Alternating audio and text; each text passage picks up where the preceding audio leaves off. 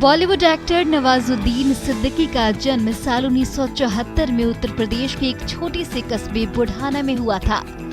नवाजुद्दीन सिद्दीकी की शक्ल सूरत किसी भी आम भारतीय जैसी है, लेकिन अदाकारी का हुनर लाजवाब है। तकरीबन 15 साल के इस संघर्ष के बाद नवाजुद्दीन बॉलीवुड में अपनी पहचान बना पाए।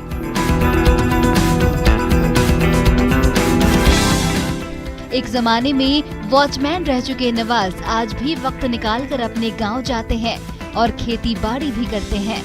नवाज ने करियर की शुरुआत 1999 में आई फिल्म सरफरोश से की। फिलहाल इसमें उनका छोटा सा रोल था। इस शुरुआत के बारे में किसी को खबर तक नहीं हुई।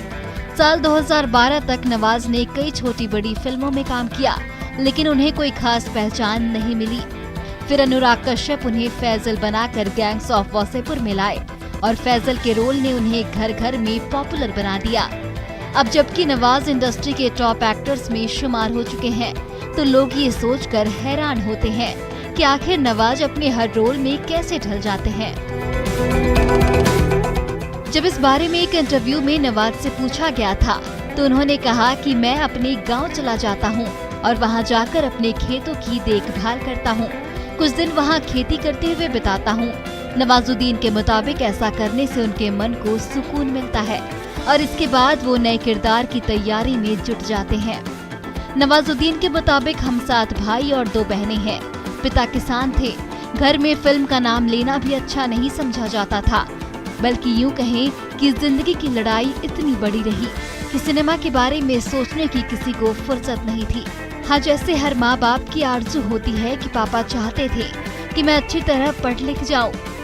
वो ये तो नहीं समझते थे कि कौन सी पढ़ाई करनी ठीक होगी, लेकिन हुनरमंद होने के लिए हमेशा प्रोत्साहित करते थे। किसी तरह धक्के खाते हुए हरिद्वार के गुरुकुल कांगड़ी यूनिवर्सिटी से साइंस में ग्रेजुएशन किया। फिर भी जॉब नहीं मिली तो 2 साल इधर उधर भटकता रहा। बड़ौदा की एक पेट्रोकेमिकल कंपनी थी, उसमें 1.5 साल काम किया। वो नौकरी बेहद खतरनाक थी। तमाम तरह के केमिकल की टेस्टिंग करनी पड़ती थी। फिर जॉब छोड़ दी, दिल्ली चला आया और नई नौकरी तलाश करने लगा। वॉचमैन की नौकरी भी की। काम तो मिला नहीं, लेकिन एक दिन किसी दोस्त के साथ नाटक देखने चला गया। प्ले देखकर दिल खुश हो गया। इसके बाद कई नाटक देखे। धीरे धीरे रंगमंच का जादू सिर चढ़कर बोलने लगा। खुद से कहा, यार वही वो चीज है जो मैं करना चाहता हूँ। कुछ अरसे बाद एक ग्रुप ज्वाइन कर लिया। साक्षी, सौरभ शुक्ला वगैरह इससे जुड़े हुए थे।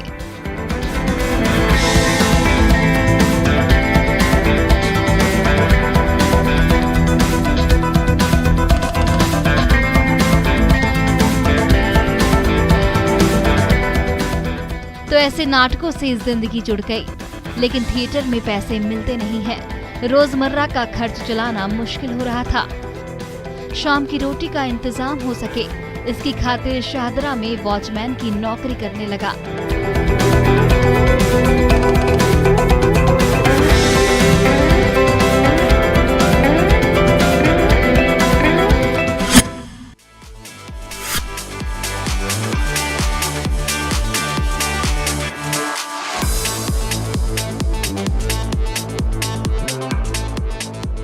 हिंदी सिनेमा की पहली सुपरस्टार कहलाने वाली एक्ट्रेस श्रीदेवी 80 के दशक में दर्शकों के दिलों पर राज किया करती थी। बात उन दिनों की है जब श्रीदेवी साल 1983 में डायरेक्टर के राघवेंद्र राव की फिल्म हिम्मतवाला की शूटिंग कर रही थी। ये वो दौर था जब श्रीदेवी फिल्म इंडस्ट्री में बहुत बड़ा नाम थी। उनके करोड़ों फैंस में से एक फैन काफी मशहूर था और वो थे संजय दत्त।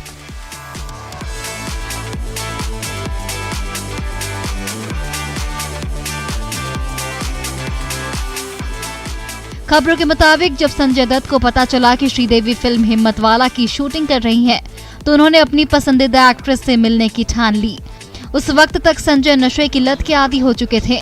फिलहाल उनके दोस्तों ने काफी समझाने की कोशिश की, लेकिन संजय श्रीदेवी से मिलने की जिद करने लगे और नशे की हालत में ही श्रीदेवी से मिलने चले गए।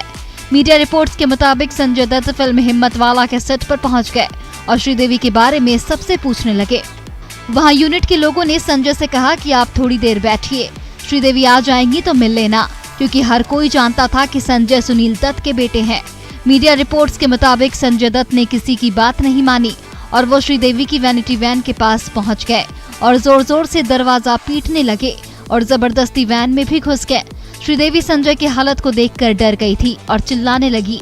तब तक वहां फिल्म यूनिट के लोग भी पहुंच गए और किसी तरह संजय दत्त को समझाकर वैनिटी से बाहर निकाला। इस किस्से के बाद श्रीदेवी ने संजय दत्त के साथ कभी काम न करने का फैसला किया।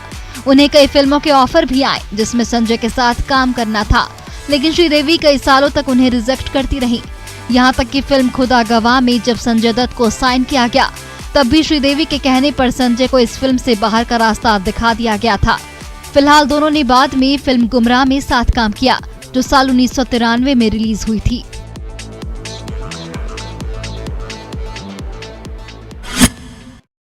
इसी के साथ आज के एपिसोड